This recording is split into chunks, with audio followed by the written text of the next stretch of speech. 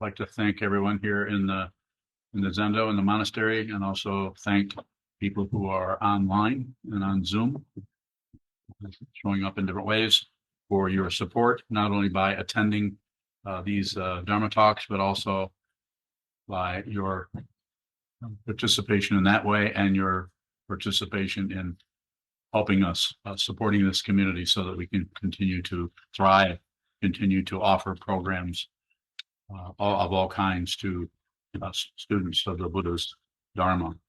The talk title or topic is something that I'm hoping you'll have some questions about. We'll take us deeper into it based on your understanding or your lack of understanding of what these terms are. And the first one is crazy, and the next one is memory, crazy memory. A lot of our issues, problems, and circularity and warfare with ourselves and with others is because we rely so heavily on what we call memory. And yet the memory is, because it is run through a processing situation of the consciousness, it is quite often about protecting something, protecting the ego, protecting an imaginary self that may be threatened. So sometimes the way we defend ourselves or support ourselves is to continually chatter at ourselves about how things are, how things should be, how somebody shouldn't be doing this, should be doing that. So a lot of the memory activity is just that ego pushing, pulling, passion, aggression, ignorance, pushing, pulling, shutting down, distracting yourself. Harder to do that if you have an awareness practice that is like a shikantaza, or sit down, hold still, and just observe. Just all you're really doing is observing what is happening in the mind stream without accepting it, believing it, without rejecting it, disbelieving it, and without ignoring it or distracting yourself from it. Very easy to describe that, but we are all caught up in that circularity, that tornado, that tilt-a-whirl, that merry-go-round or Ferris wheel, rotation. Gets darker, gets lighter, gets darker. Seems to be correct, and then yet not quite.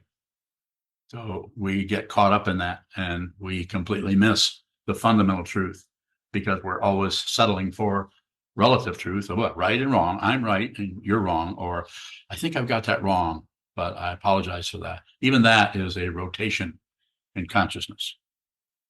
Anytime you feel like you're to blame for something, this is ego. Just being to blame and taking responsibility. I'm not saying this isn't taught a lot of different ways by different teachers. I don't teach drive all blames into one. I teach what? Look at it. See what it is. There may be a time situationally where you need to be responsible for something, but it needs to come up in the situation you're in, not in the situation that you're creating with your crazy memories about what should be, what shouldn't be, what they said, what he said, what they shouldn't have said, what I should have said when they said that. So this is about awareness of what this is, not the conclusion of being right as opposed to formally being wrong, or the conclusion of being incorrect. Why can't I remember that? I just can't seem to get this right. Constant scolding ourselves, which is what ego thrives on, everything that is showing up as a polarity. So that's why the wisdom mind transcends right and wrong, because those are just structures in consciousness.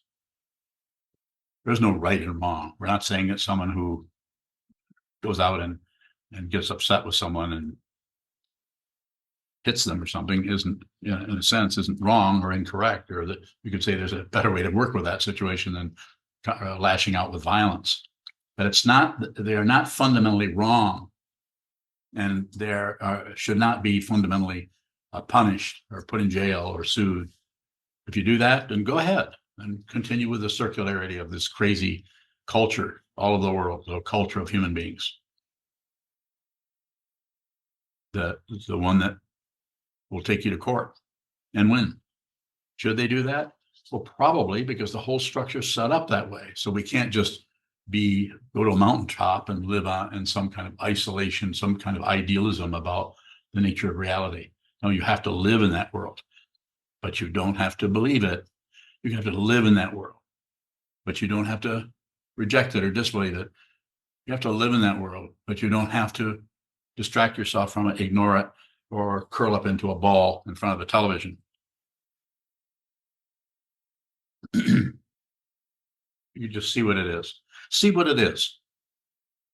Is it that simple? Yes. Yes, it's that simple. What makes it difficult is the identity that we think is so real.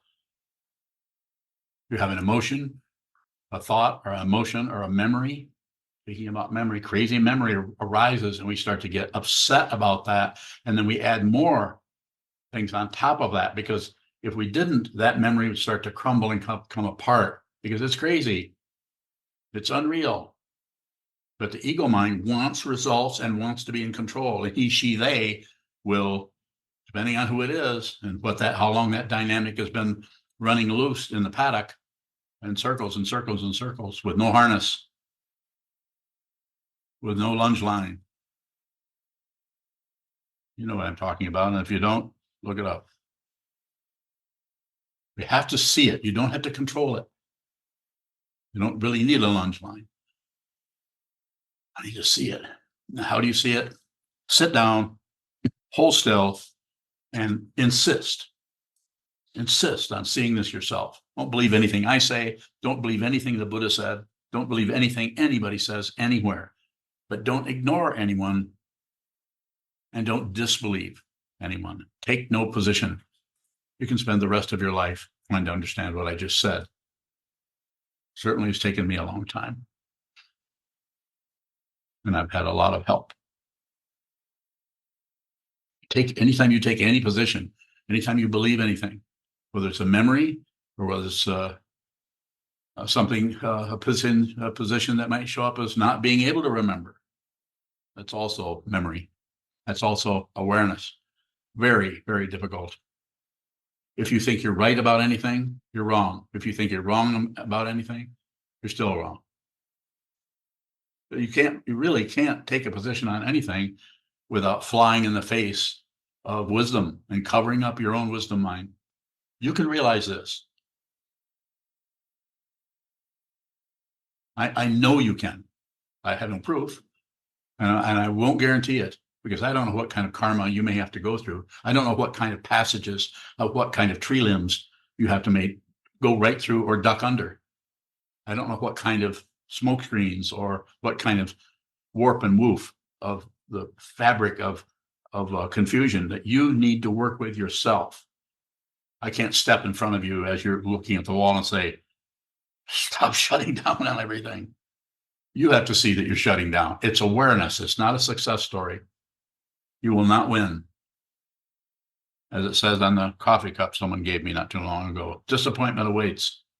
And if anything can be said about the spiritual path, that's something that you can say. Disappointing, because the ego mind, that which travels along with you, wishing to attain enlightenment along with you,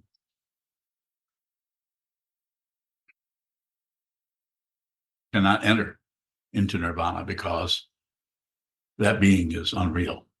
There is no solid being. The classical way of talking about this is there's no solid self in the skandhas: form, feeling, perception, concept, thinking process, or consciousness, the six sense seals and their objects. I've said this hundreds of times. They don't add up to a person. And you can think about that conceptually. There are books written about this that will explain with great nuance how those 5 heaps or skandhas do not add up to anything.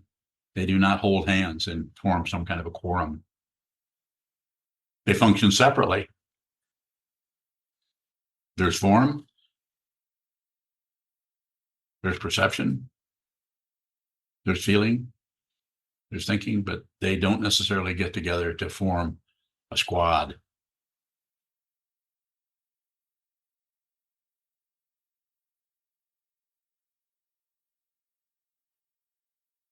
So it is about seeing this yourself. So you actually see it. If you see it, you probably will not be able to even share it with your partner or your life partner or your wife or husband or mother, father, daughter. Probably won't be able to put it into words. And if you try to put it into words, you may start to feel like you don't really trust what you just saw because you can't describe it. And of course you can't describe it because it is ineffable.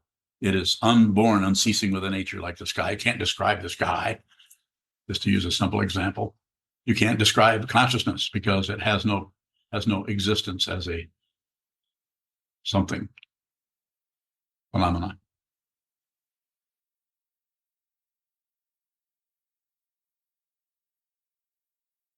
So there's more to be said about the whole memory area. Maybe it would be good to do that with questions. I can also continue to speak, but if you have a question, you can also look at that. Is there a question? Yes, sir. Does every memory access reinforce ego? Every damn one. Thank you. But you have to see it. And what's amazing about that and what's so crazy about it is all you have to do is see it. You don't have to get rid of an illusion. Ego is unreal, but it sure the hell thinks it's real, and it will up to and including hurt other people to protect its reality, its paranoia. You are not threatened. There's nothing threatened anywhere. In order to be threatened, there has to be something that's being threatened, and then there has to be a threat. That's the very nature of duality, is to think that there is something else, and there isn't anything else. But it's not something for you to believe there isn't anything else. That's not what it's about. It's consciousness, awareness, a consciousness only. More if you have it. If the ego is seen through, does the memory still function? Sure. The difference being the memory will function in the symphony of dependent origination. It will not disagree with anything. It will not agree with anything, and it won't ignore anything. So therefore, it will show up in the personhood if there's still a human form there, because there doesn't have to be a human form for there to be consciousness. So probably will show up in different ways, different with each person. Or it feels like I'm never going to be able to stop going back to memory to reinforce my ego. Is that what I need to receive? Yeah, just look at it. Fail.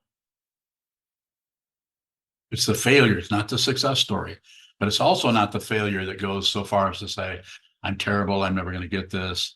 Like some lineages even teach, especially some Asian lineages teach that you have to be shamed. You have to be full of shame. I think that's not necessary. Shame is just the other end of pride. So don't get rid of either one of them. You could say include them. Let them do whatever they need to do. You may be full of shame one day, and you may be full of pride the next day. Doesn't matter. It's seeing the positions. It's not getting rid of the positions. Have to see it. If you see all that, the only word that shows up there, and even that is not exactly accurate, is humility. But even humility doesn't work because there isn't anyone to be humble. So the path quality has gone out of it. More?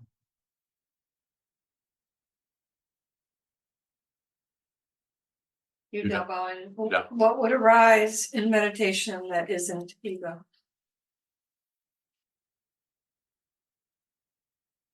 What would arise? Time to go to the store. I can't only sit 15 more minutes because the store closes. I better get up and get to the store. Not ego. It's what? Need food? Bowing, isn't that thought based?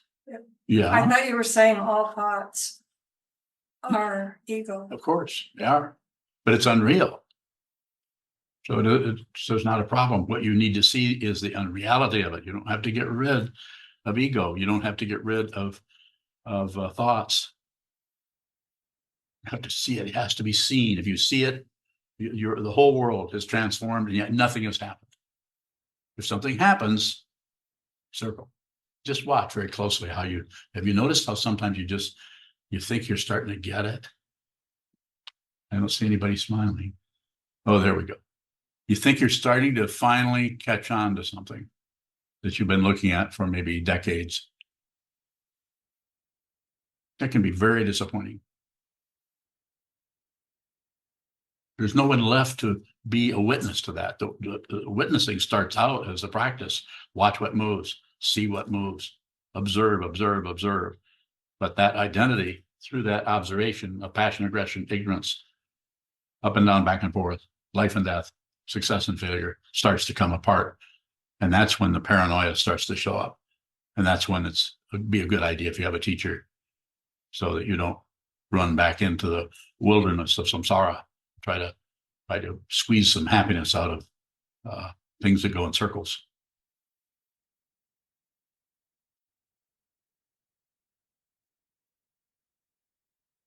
Continue. Did you forget where you were at? Is your memory working? You know, if I'm thinking about going to the store before the store closes, Yes. aren't I adding on to the thought pattern? Yes, Then? you are. So to just notice, It's just awareness. So you can come up with anything that could be called ego or non-ego, or it's just about being aware.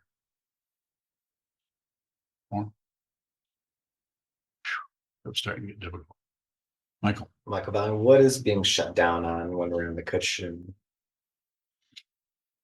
Going to show up differently with different people. You're on the cushion, and I'm making a presumption here that you're closing something off. Is that what you're coming out of your experience? I don't know. Okay. How much do you sit? Not very much anymore. Well, sit more. If you're here, I'm pretty biased. So it's probably of all the things I say, including don't believe anything I say, but you might want to consider when I say, sit down, hold still, and see what this is yourself. You may need to receive vows and wear robes. You may not. I'm not concerned about that. Only you'll let me know if you need to do that or not. If you do, I certainly had to do that. But I've noticed that people that don't do that tend to drift off. Is that wrong? No. No, there's other lifetimes coming. But you might want to, if you've got a glimpse of it in this lifetime, you might want to actually put some energy and some attention into it. See what this is. Don't settle for anybody's. Don't settle for anything I say. Don't settle for anything. You find out yourself. So you liberate yourself, because there isn't anyone but you. And when you see this, there isn't anybody but you. That doesn't mean that you're this wonderful, enlightened person. But there's no one but you, because everywhere you look, you see yourself. You see yourself in everyone. Everyone's suffering. Everyone's happiness. Everyone's confusion. Everyone's crazy memory. You see it everywhere. You speak to it. You listen to it. You play with it. You fight with it. You live here, and you see it's an illusion. You don't have to fix an illusion. You can do that. I can't guarantee or say if it doesn't work for you, then come and sue me or something. But I suppose you could. Didn't somebody recently sue their parents? Are you telling me that somebody sued their parents because they didn't really want to be born? It's really miserable. So they just decided to take their parents to court. Wasn't that you were telling me? Yeah. That? Yeah, you could do that. I'm incredibly wealthy. But not with money, though. So might have trouble getting what I've got. Yes. What about are emotions reliant on memory? I mean, any emotion that arises, is it always a function of memory? Doesn't it look like that? Well, I was just looking at the trigger is definitely memory, but you say that anger can show up without any You can.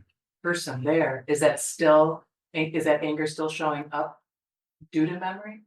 There's some kind of dependent origination that maybe you can't describe it or point out the particulars of it. But yes, this causes that, this happens and that happens, this happens and that, only it's not just that, it's untraceable causes and conditions and effects that are flooding us moment by moment in our mind stream, walking from one room to another. All kinds of things are coming and going in the mind stream.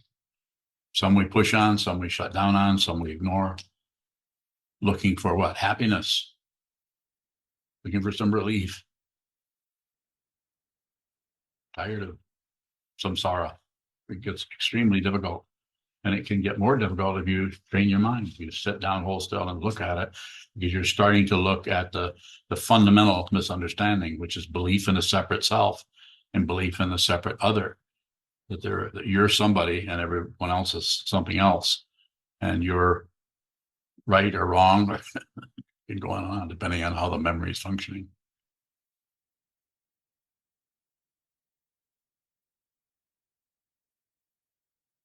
I was just looking at the different components of consciousness, or the different forms that consciousness can take. So it could take the form of consciousness, can take the form of a memory, can take the form of knowledge. Yes. Would those all be would they all be forms of consciousness? Just forms of consciousness. Consciousness, as I've said in the point or the tenets of the Order of Immediate Light, which is this monastery and this organization, is consciousness always finds its own form.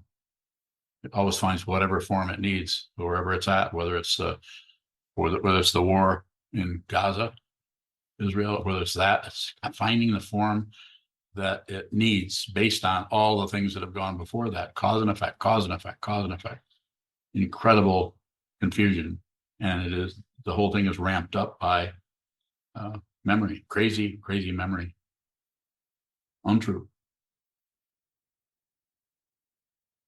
Has just enough relative truth there, and it backs up an individual or a whole society or a whole structure or a whole political organization enough so that they can use that to what? Lock and load.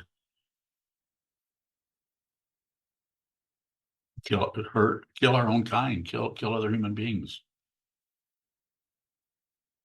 Heartbreaking to see that.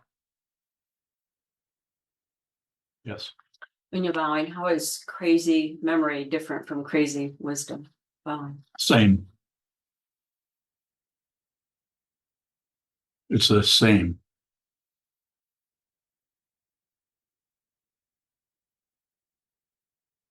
Is there any differentiation? Yes.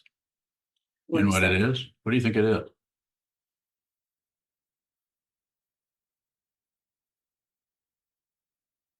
Go ahead. No self. No self. There's no person there. There's no solid reference point at all. There's no solid personhood. There's no solid objectivity, subjectivity. Those are just indexes that happen in consciousness in order to what? Promote this or demote that. Yes. When you're bowing, would someone who's not on this path be able to recognize that difference? I think it's possible, yes. You wouldn't have to be a Buddhist if that's what you're asking. I think this is a way of doing this. But there are other teachings and teachers that some people just spontaneously realize this. How that occurs, I don't know. I certainly didn't have a spontaneous realization. More?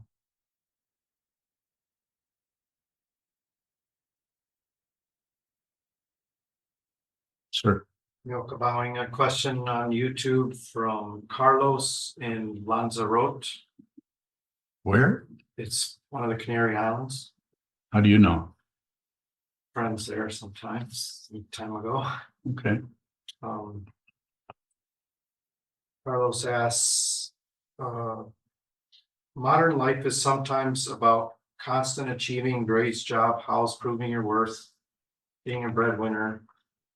But we live in this world, how to keep the balance? It's a pretty good question. I think we just do the best we can. I'm biased, very biased. You're gonna need a teacher. That's how it looks. Do you? Maybe not. Maybe you have the kind of karma that where you would be able to do this yourself. Maybe. It doesn't look that way here. It looks like I'm biased. I had a teacher, I had two of them. Actually had several teachers, but there's another word for those. They're called wives. And I'm not kidding you. But I had to have the teacher to help me see that.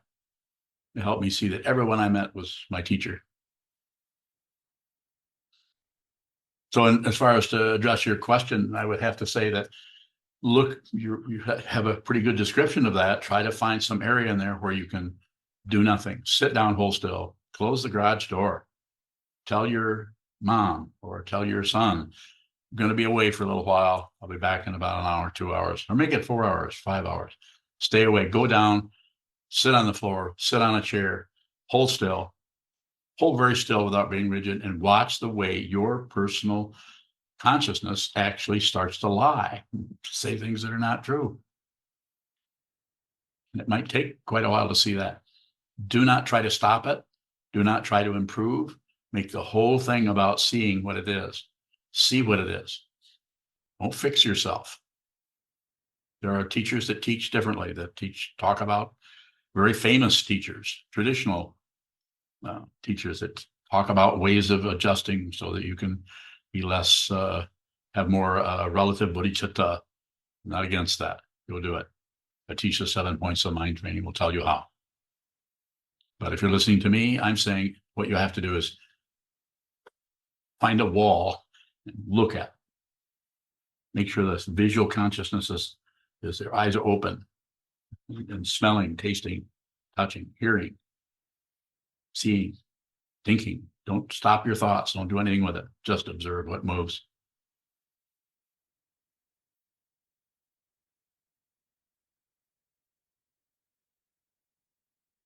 Yes. In your mind, sometimes it seems like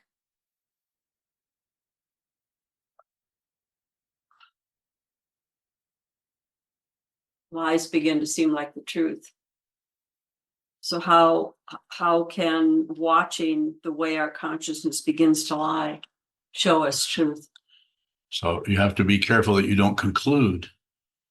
And when I say don't conclude, you might have to watch a lot of concluding going on before you realize that concluding is shutting down on something. There has to be an openness where you're willing to hurt for a long time. Because if you're not willing to listen to it's not nihilism. The Buddha wasn't teaching in the First Noble Truth. Life is suffering. I don't know whether he yelled that or not, but he probably should have. He didn't say sometimes it's suffering and sometimes it's okay. No, it's suffering 24/7. I don't think they used that structure back then, but it's suffering, suffering. Even pleasure is suffering. Please see it. It is not nihilism. You have to see it. You have to understand what that First Noble Truth is. If you don't, then what do we do? Any of us, me, all of us continue to try to cover up and get away from that suffering instead of receive it, receive it, receive it. It is not, as I said, it's not nihilism. It's just the truth. You have nerve endings, a bunch of them. Receive. In your mind, so are you saying when we conclude that can be the edge of a lie? Yeah. Don't conclude anything. And the process there maybe involve watching yourself conclude a lot, watching yourself shut down. You may have to watch that a long time. That's very embarrassing and irritating to the ego, who is trying to get control of things, to stop being such a liar. No? More? In your mind, I'm just thinking about how social media and our whole political spectrum here in this country and elsewhere, everything seems to be mixed up between truth and lies. Yes. Is there can we use this guideline you just gave us in watching how we conclude as an indication of, Oh, that's why I'm teaching it, but you've heard it many times. Sit down, hold still, have a book that shows you how to do that. Takes you meticulously right through it. What, 108 times? Just sit down, watch the movement. Just like watching clouds move or gophers, anything. mice. Mice, watching mice move.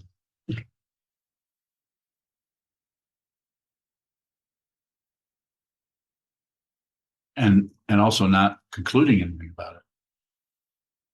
But if you are concluding, then just watch the conclusion. So anything that's moving, including concluding, including concluding.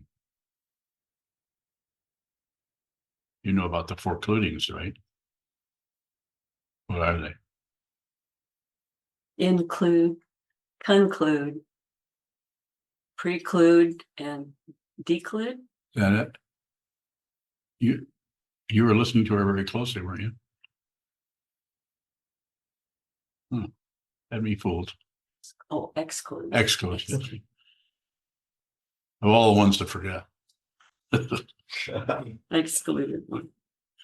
You excluded it. Yes, sir. Is memory crazy even if it's relatively accurate? Yes. Thank you. Yes. Doesn't, because if it's the relativity, then we can just, well, why aren't we happy? Because if we can relatively see how things work, we're not happy. People are miserable. And one of the ways to get rid or to deal with the misery is to blame someone else. And that it might not get rid of it, but at least you know that it's not your fault. It's because of them that you're feeling this way. And so you can do anything from stay away from them to sit back and look at them over the backyard fence and whine about them or complain to your soulmate, complain to your dog. It's all, the whole thing is a relative structure, that they're right and wrong or just extra. It's not that somebody didn't mistreat somebody else, but you can't see what happened to that person before they actually picked up their cudgel and hurt someone, or you don't know what happened to them in the last 15 lifetimes. You can't see what happened. Pick out any well-known person who is acting crazy, and you don't know what, you can't see the dependent origination. But it's very easy for us to just, what do we have? The nation of laws. And so we go to the law, and that's probably better than not having any laws, but it's still just it's still a mundane path, relative, and it won't last because it doesn't look at the fundamental misunderstanding, which is a belief in a separate self that can win or lose, belief in a separate self that can live or die. If you do that, and you're probably going to get wound up in the whole political situation. I'm not saying you shouldn't vote. I mean, you should participate in the craziness insofar as it might help to some extent. But the fundamental issue has not been just because somebody else is running things. You haven't looked at the fundamental issue. Yes, sir. Kabowing, question from Ath in the UK on YouTube. So easy not to accept, not reject, but to ignore is hard beyond imagination. Sometimes I meditate overnight for hours nonstop, but again, ignoring is so arduous. Any little advice beyond facing the wall? Yeah, face the wall some more. Do it a lot. Do it a lot. Since you've already presented yourself this way, I would say probably more. And the other thing, if you do not have a teacher, and I'm not here promoting myself at all. I mean, maybe for a few minutes, I might be functioning as your teacher, but find a teacher. What's the person's name? ATH? Yeah. In the UK. Find a teacher. Question. Yes, yes. Once you kindly mentioned your Zen master Kobun in a story where he escaped being trapped in a room, then managed to escape. Wasn't that a form of rejecting?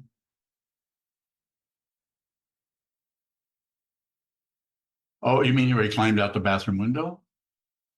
Because he was talking to a student that You didn't want to talk to anymore. It doesn't matter, rejecting, if someone is a teacher, and if you, they don't even have to be a teacher. But if you think of someone as a teacher, you become their student, then everything they do is correct. I don't know how else to say it more bluntly or outrageously. It is outrageous. The truth is outrageous. It's not reasonable. If you think it is, then go talk to somebody else. You know, I'm not going to argue with you about it. And if you did bring to me something where it looked, you could somehow convince me that I'm wrong, I probably will lose. I'll say, well, I guess I was wrong about that. But it doesn't look incorrect. It's crazy. Memory is crazy. Wisdom is crazy. Crazy. You cannot find the leading edge of any of it. If you find something, it will what? Unravel. Nothing will hold together. It is an illusion. And as I've said before, don't believe me, but might want to look at it that way. And find a teacher. Yes. Yokobalan Pat has one more question. What is worse, being lost in past memory or in future useless imagination? Or are they fundamentally the same? I have three choices. I Okay. think so. None of the above. So which is worse? It's like that's not going to be helpful. Just find out who you are by what? By looking at who you are or not. Yes, sir. Bowing. How is it that the teacher is always right? And is that different than accepting what the teacher's doing? Yes. Don't accept anything. Don't reject anything. Don't look away. But if you're a student, then everything that happens is a teaching. You have a teacher. That doesn't mean that they aren't mistaking one thing for something else and making an actual mistake of some kind. Of course, that's possible. Because if you go in and start to evaluate the teacher, then the ego will step right in there and help you with that. You have to give the teacher the benefit of the doubt. Always. That's the only way you can keep from being under the auspices of a dictator. Don't believe anything. Don't disbelieve anything. Don't ignore anything. Liberate yourself by looking at your chains and seeing what it is that is holding you in place as a prisoner of what? Passion, aggression, ignorance, hope, fear, jealousy, envy. More. Take no position. Yes. Well, Divine, it seems like when you were just talking there, that memory is what keeps us locked with the poisons. It does. But memory also keeps us on the path, returning to the Buddha, the Dharma, the Sangha, return to the teacher, the teaching in the community over and over and over and over again. Very simple formula, algorithm. Divine, it seems like it pulls us away from just this. Yes. So can a memory be just this? For a while. But it's a relative thing, remembering this, remembering that. So there's something that's going to happen like that. Fundamentally, there isn't anything but this. So everything gets, you could say, included. Everywhere you look, you see the Buddha. You're no longer looking for anything else. There isn't anything else but this. You have no demands for anything. This doesn't mean that if you have a toothache, you're not going to take some aspirin or something. It isn't like you're a fool. Or So does just this include our memories? Like we have a collective memory of yesterday? yes. Is that just this? Yeah, yes. You just don't do, the idea is you just don't do anything with it. You don't use it to empower some kind of agenda about pushing this or pulling that or getting control of this, getting your way with that or stopping this from happening. or starting this up, taking positions. It's just the politics of experience gets really intense. Do nothing with it. If you don't do anything with it, then it will do what it needs to do because it has its own dynamic in consciousness or in dependent origination. What about, it seems like our collective memories give us a group identity. Okay, Is that true? I don't know. How's We it have a, like a sangha, yeah, the Sangha has a memory. something And we're like that. reinforcing the identity of a Sangha, of the Sangha. Yeah, refuge in the Buddha, refuge in the Dharma, refuge in the Sangha. Question?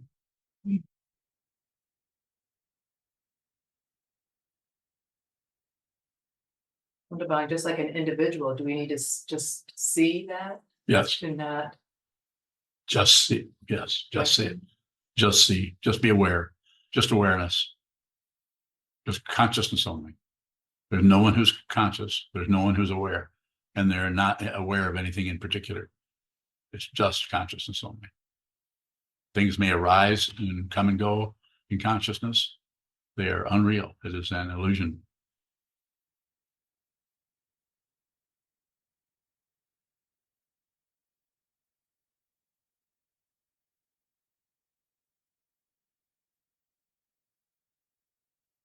Any other questions?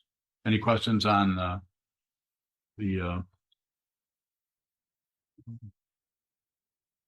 what is this called? Computer.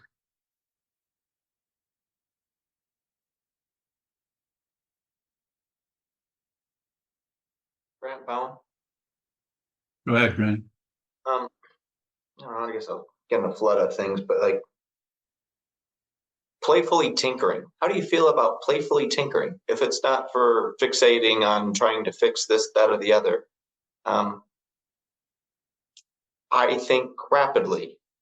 And I don't have any delusions of, I guess I do, of to really be Zen, I need to slow down my thinking. But at the same time, entertaining what would happen if I consciously tried to slow my thoughts and just playing with it, just seeing what that is. I guess I guess maybe I want some thoughts or opinions on that. Bowing. Well, I'm not sure exactly what you're asking me, whether it's okay to play and tinker. I would say sure, go ahead. But I don't have like thoughts and ideas and about that particularly. Having fun, making up stuff. I don't see any problem with that. Writing poems or painting pictures or tinkering with things. But it would not specifically be shikantaza, unless I guess that would be maybe an interruption from the shikantaza occasionally. Well, shikantaza is just sit down, hold still, and just observe the movement. So that is not a time to tinker with things. So wait till you're through meditating and then get up and go spin your wheel somewhere or tinker, whatever you want. Just don't mix it with shikantaza. Shikantaza is it's very simple. It's just precisely this. So all you're doing is holding your body still. Body and mind are not two different things, but they're separated in our perception. So we think that our body is one thing and our mind is something else. So what we're doing is you're synchronizing your body and mind, you could say, so that the mind and the body are doing exactly the same thing at the same instance.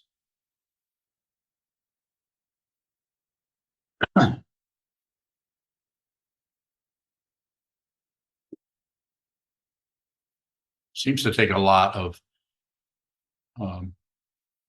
shikantaza or zazen or meditation. Seems to take a lot of that because we have spent so much time winding ourselves up in knots over right and wrong, should be, shouldn't be, all the mistakes we've made, all those mistakes others around us have made, judging, evaluating, condemning, and so on. Don't do it. Don't do anything. Just observe. Liberate yourself.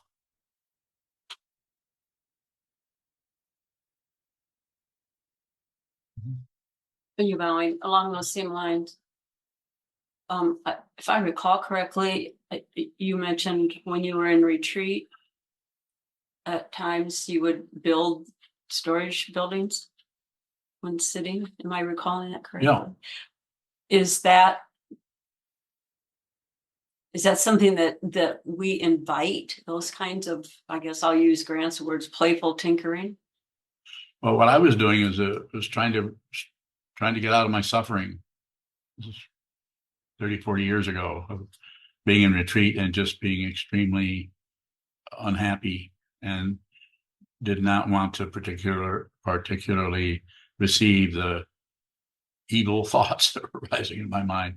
So I would just, and it was anything from just flat out boredom to just craziness, feeling that I was crazy. So I would deliberately do something in the mind, kind of like somebody in a prison might invent some activity to keep them from being too disturbed by being in solitary confinement or something like that. Huh? Just We have, seemed to remember I'm not going to say his name, but we have a friend who did quite a bit of time in prison who actually spent a lot of time just practicing shikantaza, and the guards would come around and would try to sneak up on him to see if he was actually sitting all the time. He was sitting 8-10 hours a day, but they would sneak up and try to, and he knew they were back there, but he just continued to sit. I don't know how he's doing these days, but he was a fairly strong meditator. But I would imagine something that I was building, like get my imagination going so I wouldn't have to experience just a highly controlled form of avoidance. I guess you could call that tinkering, maybe, but I was also in a solitary retreat. It was a couple months long, so I was not so happy there. when you're bowing, is all of that you just described dependently originated then? Everything that you can point to dependently arisen. There's no separate things anywhere. Nothing has its own status as a thing separate from everything else. So every thought, Everything that arises is dependently arisen, and I have no proof. I'm just looking at it. I teach out of what I see, not out of what I was taught. No, I was taught to see, but this is seeing, not what I was taught. No, and I'm recommending you do the same thing. See it yourself. If you see this, you won't need me. You may continue to talk to me, you may not. But if you see what this is and you conclude, then you still have work to do, because there is no conclusion. There's no concluder left. If you see what this is, there's no one left to conclude anything.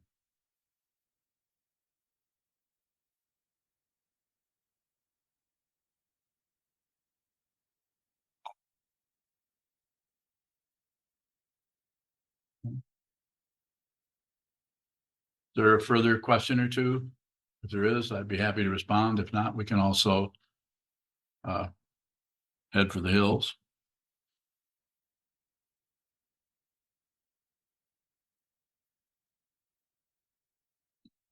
I'm sitting here, so if you have a question. Sir. Is it helpful to try to intentionally include the causes and conditions that show up relative to something that seems accurate? Yes, you can still do that. Not saying you should shut down on that, but just be aware that it's still only relatively true. That you can't really know the first cause for anything. It might look like she said this, did that, or he did, or you did. Of course, and that's what the world runs on, that relative truth. It's rare to find someone who is living their life in with an ultimate understanding of who they are and what this is. And one of the reasons is there's not much left of them. Maybe a body, they may be a teacher, they may not be. Is the notion of relative accuracy just a construct of the ego? Yes.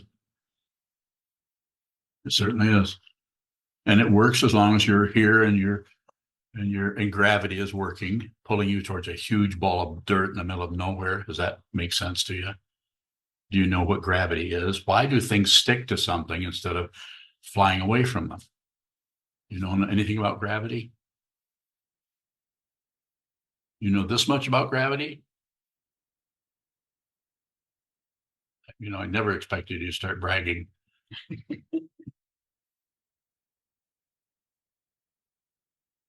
Yes, it's relative truth. It needs to be seen. You don't need to correct or stop doing a certain thing. It just needs to be seen. The ego mind might think, oh, that's not a very good credential to have, though. So maybe I should stop doing that or start doing a different.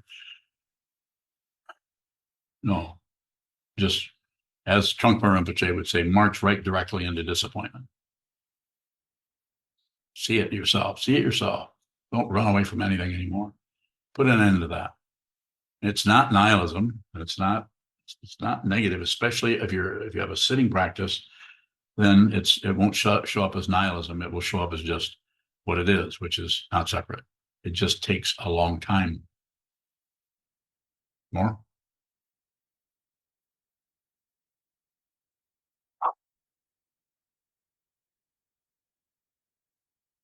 Any questions on Zoom?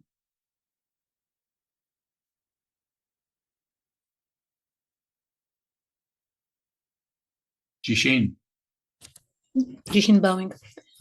When you say, when you see the whole world is transformed, do you mean that this is my world, your world, somebody else's world, always? Bowing. So it's transformed, as you use that word, because there's no ownership anymore, because there's no personhood. There's no subjectivity, there's no objectivity. There's just this, and it is an illusion. It's unreal. And you could say, well, that's unreal, then what is real? I would say, find out.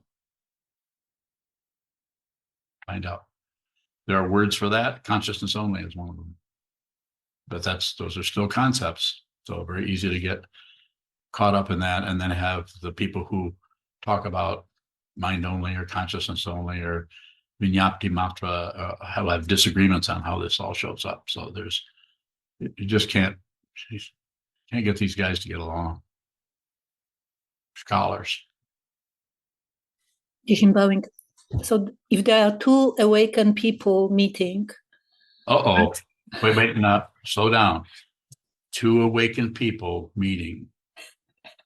Like you and me. How can I ask that question in different way? How can you ask the question in a different way? This question, the specific question, I know that paradox, I understand the paradox of this question, but how can I ask it not to create a paradox? I would just go ahead and create the paradox. So if there are two awakened people meeting, yes, are they in the same world? Bowing. Which ones? Which people are you talking about? Awaken. Oh. What do you want to know? I heard your question, but what is it you fundamentally are trying to find out about the nature of awakening? Whether there is any world there? Bowing. Whether it's any world? Yes.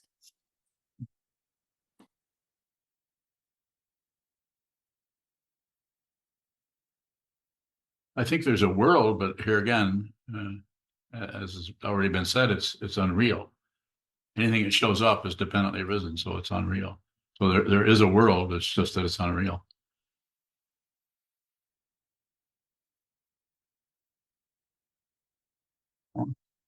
Thank you. Milka. Milka bowing. Question on YouTube. Yes, sir. Russell from Kalamazoo bowing. How do we work with constant confusion bowing? Well, that's a start. is to ask a question about how to work with it. And I'm, as I've said a bunch of times, I'm very biased. You need to hold very still and watch the confusion in the mind stream without leaving the confusion for who caused it, without leaving the confusion for who's to blame, or leaving the confusion for how to fix it or adapt to it or do anything with it. Just receive the confusion. So that's, and that's difficult to do without some help from someone who's done that, someone who's worked with that for a long time, and without a particular teaching. In our case, the teachings of the Buddha, everything's dependently arisen. Nothing comes from its own side as an individual thing, even confusion.